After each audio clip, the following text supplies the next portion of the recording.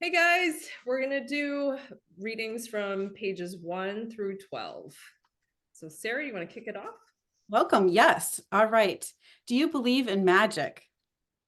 Quote, those who don't believe in magic will never find it. Quote, Ronald Dahl, 1916 to 1990 writer. Remember when you were a child and looked at life in total wonder and awe? Life was magical and exciting, and the smallest things were utterly thrilling to you.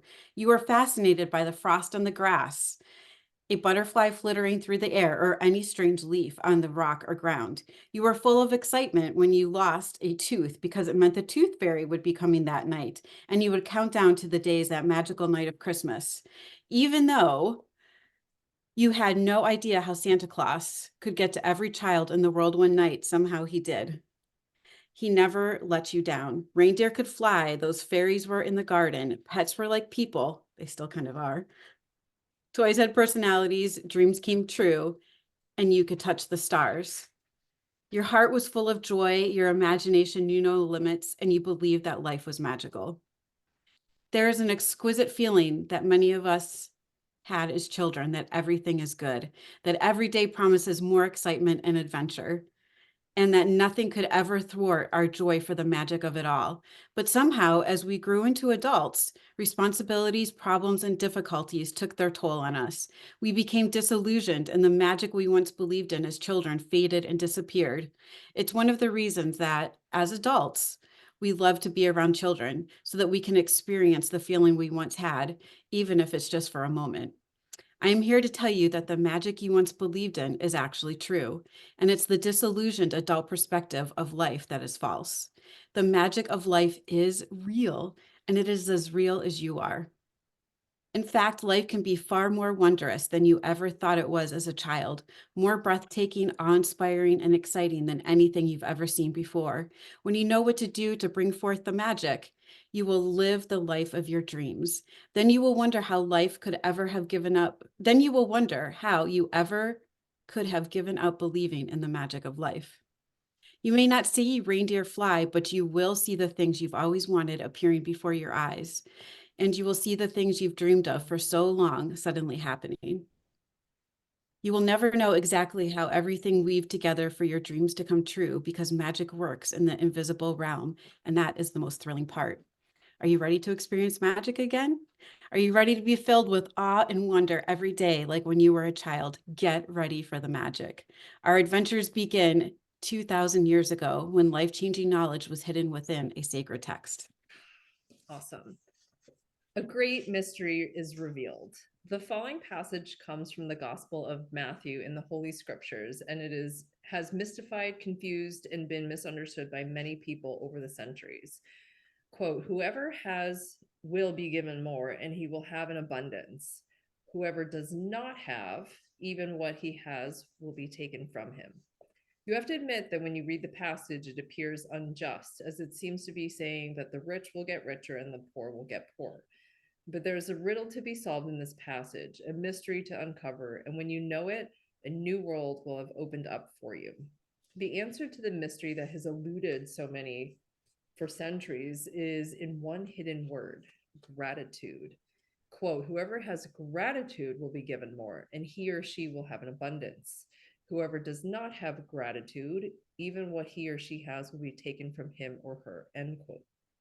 By the revelation of one hidden word, a cryptic text is made clear. 2,000 years have passed since those words were recorded, but they are as true today as they ever were. If you don't take the time to be grateful, you will never have more. And what you do have, you will lose. And the promise of the magic that will happen with gratitude is in these words. If you're grateful, you will be given more, and you will have an abundance. From the Quran, the promise of gratitude is equally emphatic.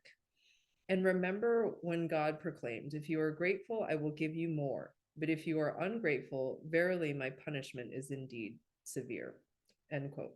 It doesn't matter what religion you follow or whether you're religious or not, these words from the Holy Scriptures and the Quran apply to you in your life.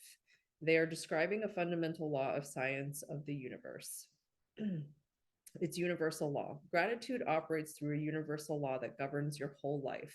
According to the law of attraction, which governs all the energy in our universe, from the formation of an atom to the movement of the planets. Like attracts like. It's because of the law of attraction that the cells of every living creature are held together, as well as the substance of every material object. In your life, the law operates on your thoughts and feelings because they are energy too. And so whatever you think, whatever you feel, you attract to you. If you think, I don't like my job, I haven't got enough money, I can't find my perfect partner, I can't pay my bills, I think I'm coming down with something, he or she doesn't appreciate me, I don't get along with my parents, my child is a problem, my life is a mess, or my marriage is in trouble, then you must attract more of those experiences. But if you think about what you're grateful for, like, I love my job, my family is very supportive, I had the best vacation, I feel amazing today, I got the biggest tax refund ever, or I had a great weekend camping with my son, and you sincerely feel the gratitude, the law of attraction says you must attract more of those things into your life. It works in the same way as metal being drawn to a magnet. Your gratitude is magnetic, and the more gratitude you have, the more abundance you magnetize. It's universal law. You will have heard things like, whatever goes around comes around. You reap what you sow, and you get what you give. Well, all of those sayings are describing the same law, and they're also describing a principle of the universe that the great scientist Sir Isaac Newton discovered. Newton's scientific discoveries included the fundamental laws of motion in the universe, one of which says, every action always has an opposite and equal reaction. When you apply the idea of gratitude to Newton's law, it says, every action of giving thanks always causes an opposite reaction of receiving. And what you receive will always be equal to the amount of gratitude you've been given. This means that the very action of gratitude sets off a reaction of receiving. And the more sincerely and the more deeply grateful you feel, in other words, the more gratitude you give, the more you will receive.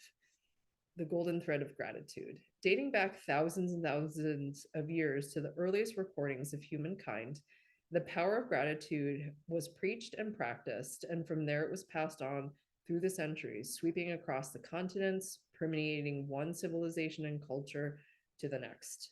The major religions of Christianity, Islam, Buddhism, Judaism, Sikhism, and Hinduism all have gratitude at their core. Muhammad said that gratitude for the abundance you've received is the best insurance that the abundance will continue. Buddha said that you have no cause for anything but gratitude and joy. Lao Tzu said that if you rejoice in the way things are, the whole world will belong to you. Krishna said that whatever he is offered, he accepts with joy. King David spoke of giving thanks to the whole world for everything between the heavens and the earth. And Jesus said, thank you, before he performed each miracle. From the Australian Aborigines to the African Maasai and Zulu, from the American Navajo, Shawnee, and Cherokee to the Tahitians, Eskimo, and Maori, the practice of gratitude is at the very root of most indigenous traditions. Quote, when you arise in the morning, give thanks for the morning light, for your life and strength. Give thanks for your food and the joy of living. If you see no reason for giving thanks, the fault lies within yourself, end quote. Tecumseh, 1768 to 1831, Shawnee Native American leader. History is laden with famous figures who practice gratitude and whose achievements put them amongst the greatest human beings who have ever lived. Gandhi, Mother Teresa, Martin Luther King Jr., the Dalai Lama, Leonardo da Vinci, Plato, Shakespeare, Aesop, Blake, Emerson, Dickens, Proust, Descartes, Lincoln, Jung, Newton, Einstein, and many, many more. Albert Einstein's scientific discoveries changed the way we see the universe, and when asked about his monumental achievements, he spoke only of giving thanks to others. One of the most brilliant minds of all time thanked other people over 100 times a day for the work they had done. Is it any wonder that so many of life's mysteries were revealed to Albert Einstein? Is it any wonder that Albert Einstein made some of the greatest scientific discoveries in history? He practiced gratitude every single day of his life, and in return, he received many forms of abundance.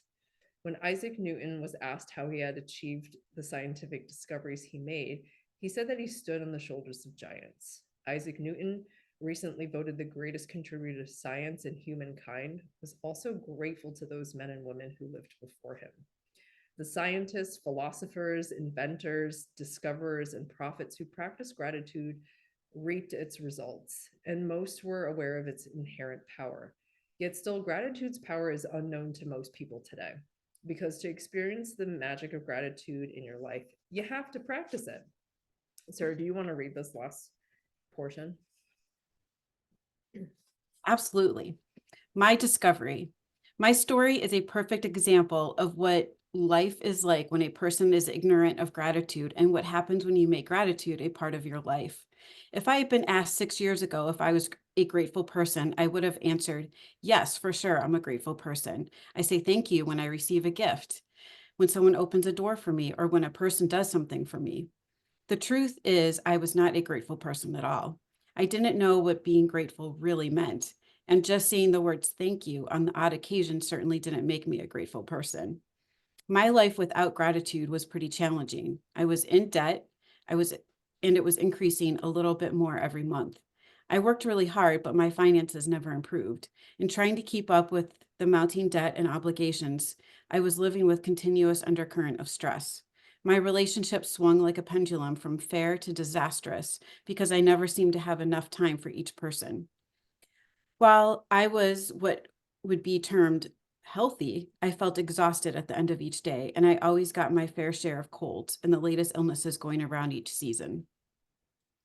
I had moments of happiness when I went out with friends or when I went on vacation, but then the reality of having to work harder to pay for those pleasures would sweep over me. I was not living. I was surviving from day to day and from paycheck to paycheck. And I would no sooner solve one life problem than more problems would appear. But then something happened that would change everything from my life from that day forward. I discovered a secret about life. And as a result of my discovery, one of the things I began to do was practice gratitude each day. As a result of this, everything in my life changed, and the more I practiced gratitude, the more miraculous the results were. My life truly became magical. For the first time in my life, I became debt-free, and shortly after that, I had all the money I needed to for whatever I wanted. Problems in my relationships, work, and health disappeared, and instead of facing daily obstacles, my days became filled with one good thing after another. My health and energy increased dramatically, and I felt better than I had in my 20s. My relationships became much more meaningful, and I enjoyed more good times with my family and friends in just a few months than I had in all the previous years. More than anything else, I felt happier than I thought it was possible to feel. I was blissfully happy, the happiest I'd ever been. Gratitude changed me, and my whole life magically changed. Thank you. Thank you.